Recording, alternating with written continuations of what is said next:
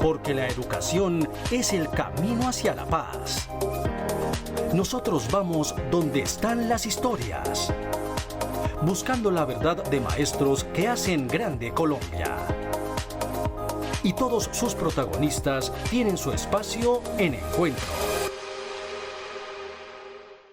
A todos nuestros televidentes, muy buenos días. Sean bienvenidos a una nueva emisión del programa institucional de FECODE. Soy Carolina Ávila y a continuación un avance de lo que será nuestro encuentro de hoy. En Encuentro, un análisis minucioso al estado de los acuerdos suscritos entre FECODE y el Gobierno Nacional en mayo de 2019. Movilizarse para superar la precaria situación que atraviesa el país será el plan de acción de la CUT y el Comité Nacional de Paro en el 2021. A puertas de presentarse un nuevo pliego nacional de peticiones, el Gobierno Nacional continúa sin cumplir el 70% de los acuerdos pactados con FECODE en el año 2019. Por eso en nuestro encuentro de hoy se analizará de forma detallada el estado actual de los 36 puntos pactados.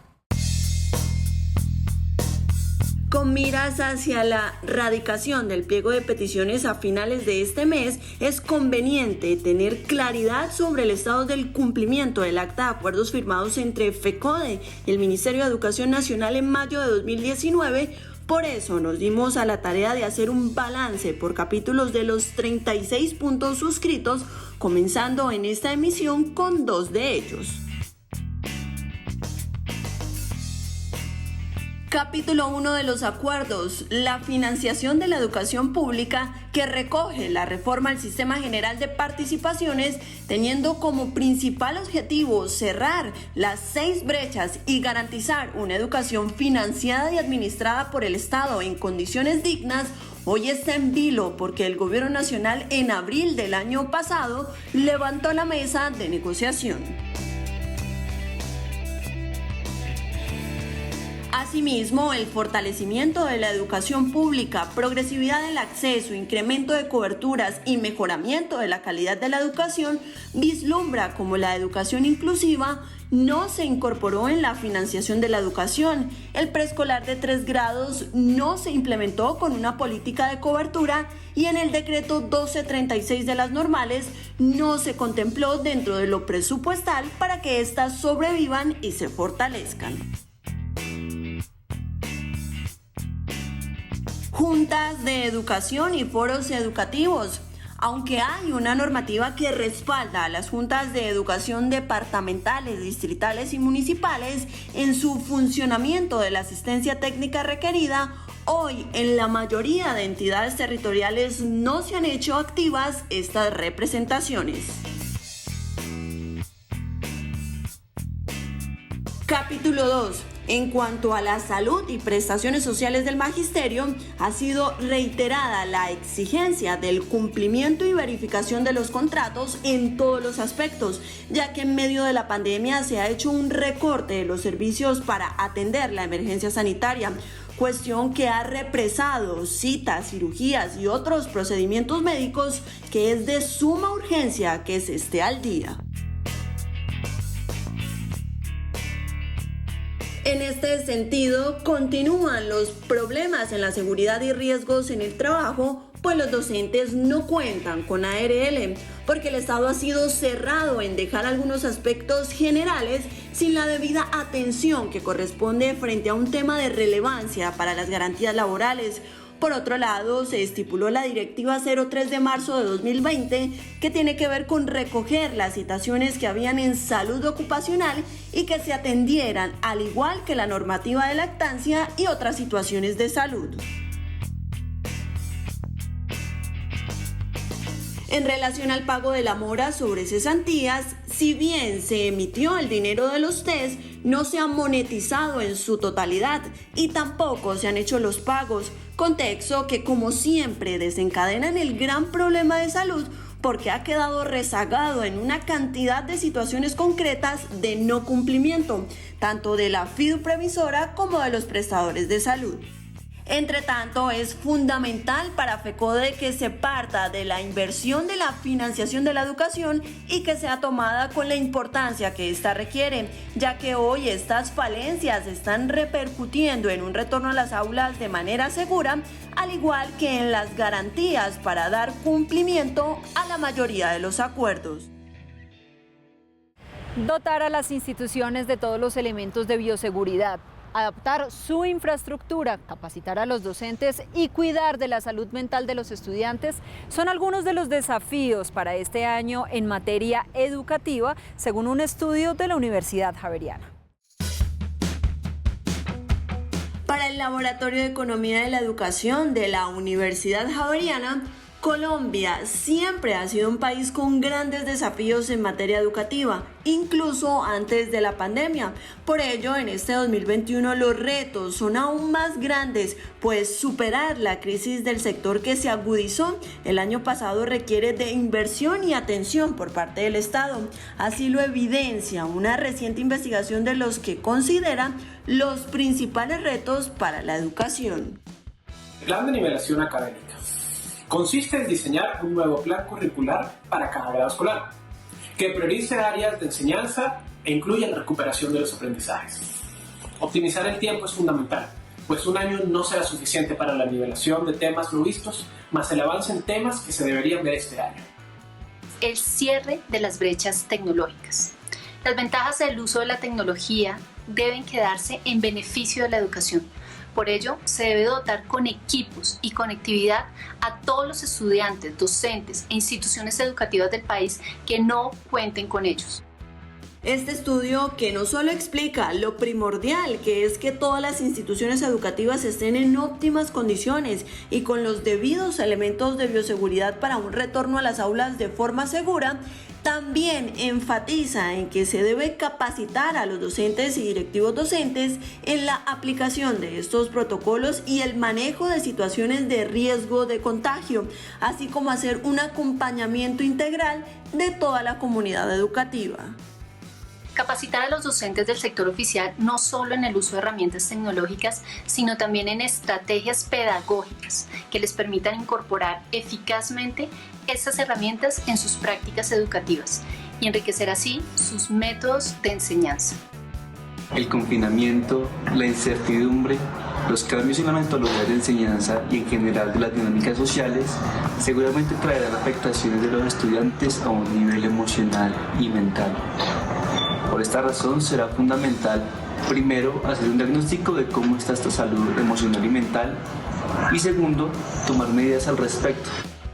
El documento también señala que se debe recuperar e identificar los más de 100.000 estudiantes que no aparecen en el sistema e incluso a los que dejaron de participar en las actividades académicas y reincorporarlos a los procesos educativos, motivándolos a continuar con sus estudios.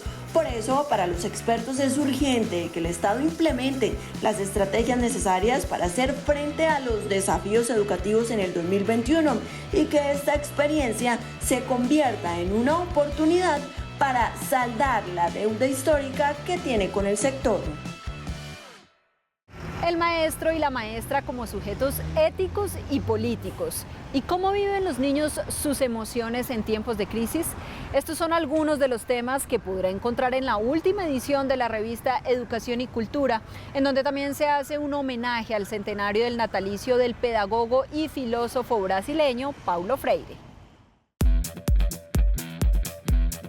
En el número 139 de la revista Educación y Cultura, los maestros plantean alternativas sobre el tipo de educación a la que se han visto abocados por la emergencia sanitaria, que apunta a una reorganización educativa a todo nivel. Esta edición analiza la labor pedagógica y política de los docentes en medio de la pandemia, reflexiona sobre las prácticas educativas implementadas por ellos y destaca su proceso de aprendizaje en esta crisis, lo que les ha permitido seguir aprendiendo para enseñar mejor. El tema central de la edición 139 refiere a la enseñanza y la investigación, conocer para transformar. El contenido está constituido por, primero hacemos una mención al natalicio de Paulo Freire, 1921-2021, 100 años, como uno de los pedagogos y filósofos más destacados y defensor de la pedagogía crítica, brasilero. Igualmente tenemos allí 7 artículos referidos al tema central, un artículo a nivel internacional, 8 artículos sobre pedagogía didáctica, uno sobre cultura, y hacemos igualmente una serie de recomendaciones sobre qué leer. Es importante destacar la colaboración de docentes e investigadores de varias regiones del país en esta edición, quienes pese a la pandemia contribuyeron con artículos sobre el arte, la educación física, la enseñanza de las matemáticas, la interculturalidad, la calidad de la educación, el currículo, la pedagogía y la formación de sujetos éticos y políticos. Asimismo, sobresale el artículo internacional del profesor brasilero Silvio Sánchez sobre tendencias de la investigación en educación, que han enriquecido este tomo y que sin duda alguna aporta al conocimiento de la comunidad académica. Ante la emergencia sanitaria, el aislamiento social y la crisis generada por el COVID-19, inevitablemente nuestro trabajo tuvo que ajustarse, pero seguimos estando ahí como siempre, cumpliendo con el compromiso de las próximas ediciones programadas. La invitación a todos los maestros es a participar de las temáticas de la edición 140, que tiene que ver con Abel Rodríguez Céspedes, maestro de maestros, política pública avanzada, movimiento pedagógico y movilización social, y la edición 141, que tendrá que ver con el pasado, presente y futuro de la educación, jóvenes y adultos en Colombia. Los artículos podrán ser enviados al correo revistaeducacionycultura@fecode.edu.co para ser evaluados y seleccionados por el comité editorial para luego ser publicados. Es momento para que la profesora Marta Rocío Alfonso Bernal, segunda vicepresidenta de la Federación, socialice temas de interés para los docentes del territorio nacional.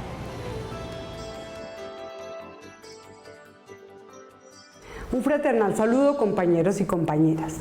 En medio de la crisis económica, política y social que vive nuestro país, el gobierno de Iván Duque ha usado la pandemia para violentar el derecho de las comunidades y de los trabajadores y trabajadoras. El magisterio colombiano ha cumplido con responsabilidad y ha puesto sus recursos para desarrollar la educación en casa, teniendo en cuenta que hay que privilegiar la salud y la vida de las comunidades educativas. El gobierno no ha escuchado nuestras llamadas y por el contrario ha decidido congelar el escalafón docente, que es la única forma que tenemos para lograr un salario profesional, ya que entramos con salarios muy bajos a los que reciben otros trabajadores estatales o profesionales de nuestra área. De un lado, no ha querido convocar la mesa de estatuto docente, que debería haber presentado el proyecto en septiembre del 2020. Un proyecto que busca desentrabar a los maestros y maestras que están bajo el 2277, que en su gran mayoría llegaron al nivel 14 y su salario no es un salario profesional, buscando obviamente reconocer no solo su tiempo de servicio, sino muchos títulos que tienen acumulado. Del otro lado, los maestros del 1278 esperan la convocatoria de la cuarta cohorte, que posibilitaría movilizar un número de maestros que hoy tienen represados sus títulos durante más de 10 años.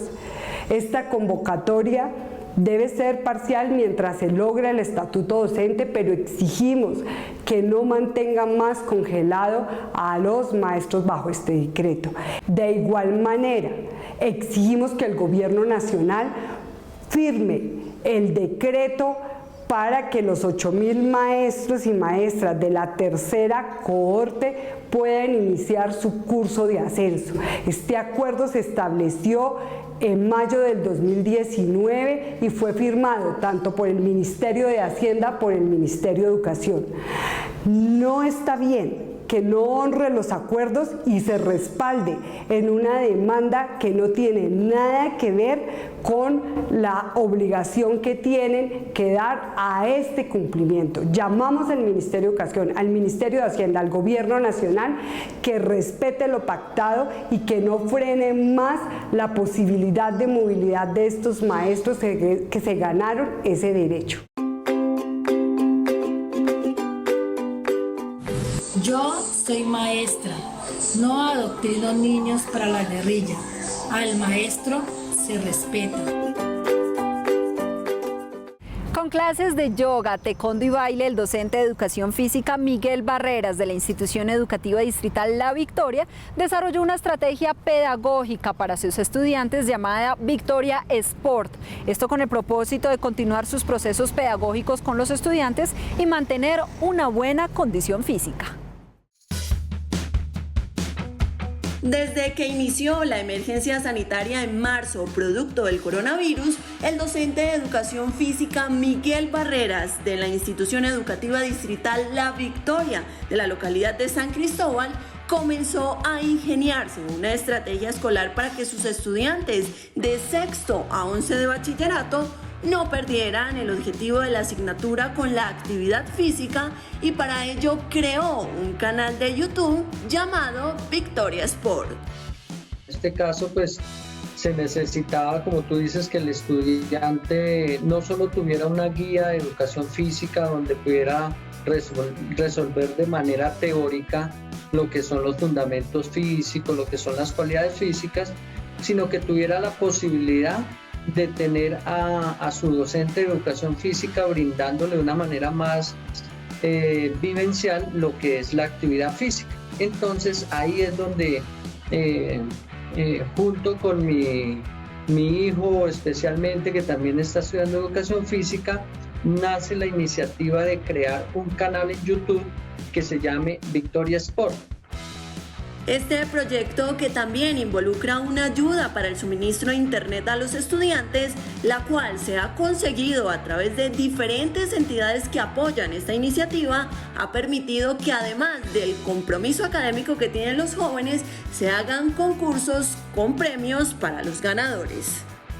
Lo más chévere, digamos, fue la clase de yoga y baile, porque pues, digamos, no es una clase habitual que uno ve en presencial, porque solo es ejercicio para el cuerpo, pero fue diferente, ya que, digamos, en yoga pudimos, digamos, meditar o conocernos un poquito más nosotros, y en baile saber si éramos buenos o pues malo, y también, digamos, grabar y editar. Uno miraba esas caras de uno y decía, ay, Dios mío. Cabe destacar que en esta increíble experiencia pedagógica que no ha parado y que continuará, ya tiene 330 suscriptores y aproximadamente 1000 visualizaciones por video, en el que no solo han participado los más de 400 estudiantes del colegio La Victoria, sino que ha trascendido a los familiares de ellos, pues las clases de baile, yoga y taekwondo han sido un motivo para no parar de hacer deporte. Un grupo de investigadores de la Universidad Nacional desarrolló una sustancia química de bajo costo, estable y fácil, que en menos de una hora entrega los resultados de las pruebas COVID-19. Esto con el propósito de llegar a los lugares más apartados del país y salvaguardar la vida de quienes las manipulan. 7 integrantes del Grupo de Investigación de Hormonas de la Universidad Nacional han trabajado desde que inició la pandemia en una solución química que permite directamente en la muestra de pacientes sospechosos de COVID-19 conocer en cuestión de minutos los resultados e inactivar el virus de forma inmediata, ahorrando tiempo y sobre todo protegiendo en la manipulación y transporte de la prueba al personal médico de los laboratorios. Ya para entonces, finales de marzo, se estaba volviendo muy complicado el tema del diagnóstico, porque los insumos y los reactivos necesarios para hacer los diagnósticos que se necesitan, pues son los mismos en todo el mundo. Eso quiere decir que todos los países los estaban necesitando, y obviamente pues aquí a Colombia nos iban a llegar siempre de últimos. Vimos nosotros ese problema, decidimos atacar esa problemática específica que es un cuello de botella, realmente es una gran limitación, y pues por ahí comenzamos a trabajar. Ya para abril estábamos a toda máquina. Aunque en otros lugares del mundo existen pruebas similares, su alto costo y difícil implementación no la hicieron viable en el contexto colombiano. Por eso, esta solución química también tiene como principal objetivo tener una alternativa acorde a los municipios y territorios de escasos recursos que no cuentan con el equipo necesario para realizar las pruebas PCR. La PCR te permite dar positivo o negativo, son un gen humano y 2 virales, pero esta es una prueba que también permite, digamos que tiene la misma base de la PCR, pero no necesita un equipo especializado, que es un termociclador, sino que también con el mismo equipo de calentamiento se ponen unas soluciones en un tubito y le ponemos el RNA que ya teníamos de nuestra solución y se pone a calentar a 60 grados por media hora, 40 minutos, y se ve un cambio de color. La solución normalmente es roja o rosadita, y si da positivo va a cambiar a un tono amarillo.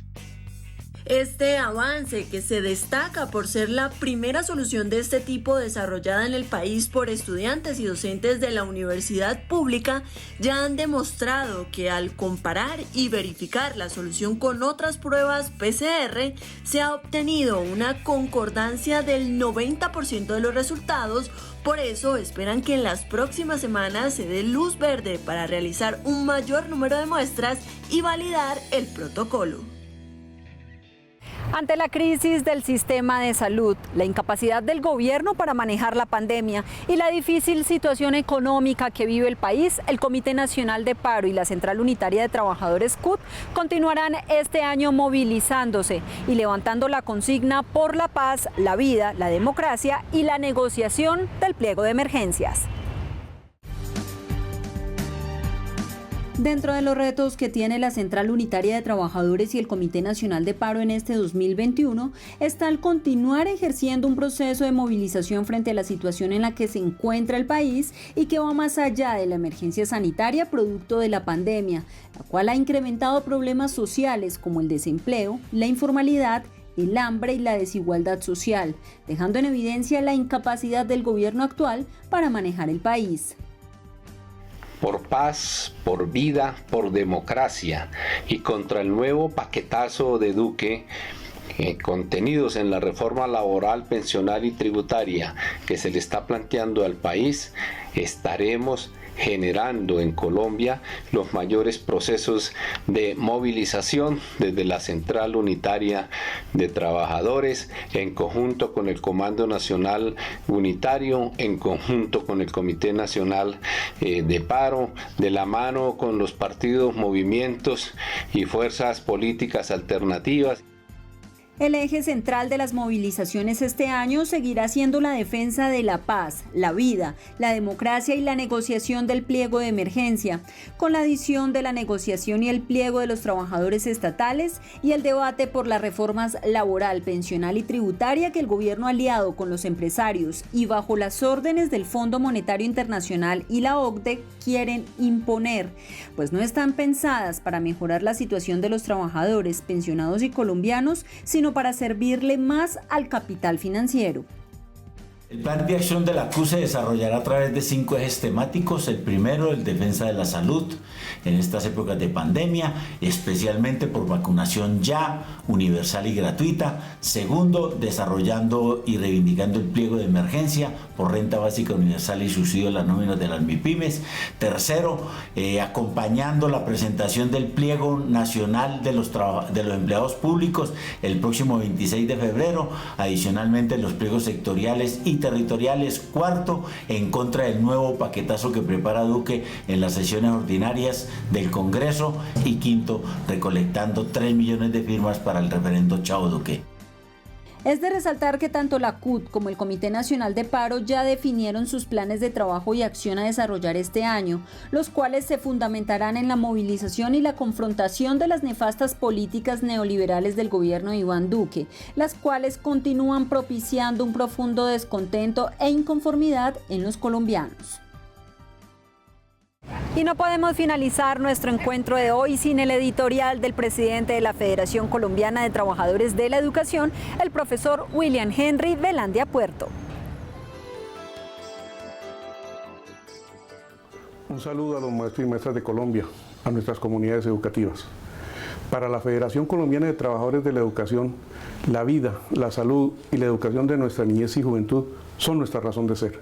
Le hemos dicho no al modelo de alternancia por cuanto es colocar en un riesgo innecesario a las comunidades educativas, es desconocer los conceptos de la comunidad científica, no hay una garantía plena de la apropiación oportuna de los recursos y pues no atiende las cifras que en materia de contagio, fallecidos y pruebas están hoy al orden del día. No mira la realidad de nuestras instituciones educativas en materia de agua potable, en materia de electricidad, en materia de baterías sanitarias, en materia de conectividad. En el recurso humano, tanto de docentes, directivos docentes, de personal de apoyo administrativo, de aseo, de vigilancia, totalmente desconoce la realidad de nuestras escuelas y colegios en Colombia. Por ello, la exigencia para que el gobierno nacional asuma la responsabilidad que tiene hoy constitucionalmente de garantizar las condiciones en nuestras escuelas y colegios del país. Exigimos del gobierno esa aplicación de los conceptos de la comunidad internacional, de la UNICEF, de los expertos, en que esos protocolos sean una realidad en las escuelas y colegios del país para garantizar las condiciones de bioseguridad que hoy demanda la escuela pública. Es una tarea conjunta y por eso la exigencia para que también se ejecuten los recursos desde el orden nacional y territorial en la implementación de esos protocolos, pero de manera real y efectiva, que se puedan verificar, no solo por las comunidades educativas a las que les decimos tienen que respetarse en su autonomía institucional y tomar en cuenta su contexto y sus apreciaciones, y de la mano de las personerías, de las defensorías, de las secretarías de salud, ese complemento a la verificación con la certificación que hoy demanda ese proceso. Nos unimos a ese rechazo por esa decisión unilateral de apresurar el regreso a las instituciones educativas en nuestra capital de la República. No es posible que en las condiciones que hoy está Bogotá se apresure esa decisión y por tanto exigimos a la administración local para que garantice las condiciones de bioseguridad en las escuelas y colegios de Bogotá, que haya una verificación, que haya una certificación, que haya un acompañamiento con los consejos directivos, con los gobiernos escolares, con los personeros, con los defensores del pueblo, de que se materializaron esas condiciones porque queremos ese retorno, ojalá a la mayor brevedad de tiempo posible, pero un retorno seguro. Alertamos al magisterio colombiano ante lo que está sucediendo, ante las decisiones que se tomen tanto desde la federación como de nuestras filiales y preparándonos en esa exigencia que tenemos que acompañar en el pliego de peticiones que parte desde el cumplimiento de los acuerdos y la exigencia por unas condiciones de vida laboral, por unas condiciones de carrera y por unas condiciones de mejor calidad de vida para los maestros y maestras del país. Muy buenos días para todas y todos. Antes de irnos, recuerden seguir enviando al correo que aparece en pantalla sus videos de creación propia con mensajes de apoyo a FECODE y al Magisterio, así como también denuncias educativas de sus regiones. Videos máximos de 40 segundos que serán valorados y emitidos en nuestro programa de cada sábado. Recuerden que toda la información la pueden encontrar a través de nuestras redes sociales oficiales en Facebook, Twitter e Instagram. También a través de nuestra página web www.fecode.edu.co. No olviden visitar nuestro canal en YouTube, compartir y darle un like. La invitación para esta semana es a continuar con todas las medidas preventivas para evitar el contagio por coronavirus. Nos reencontramos el próximo sábado a partir de las 7 de la mañana por Teleantioquia. Feliz día y feliz semana.